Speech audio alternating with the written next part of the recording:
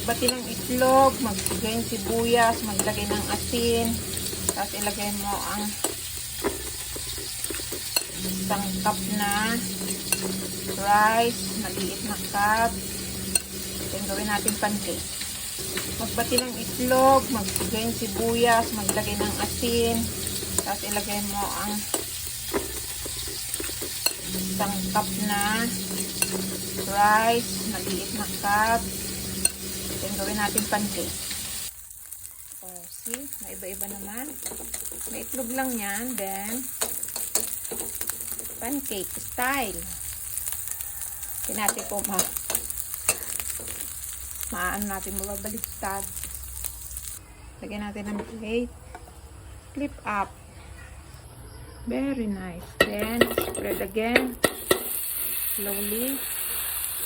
Yun. See? Very nice. Ang ating rice pancake. Oh. Pancake rice. Hindi pa pala naka-video. Yeah. Good.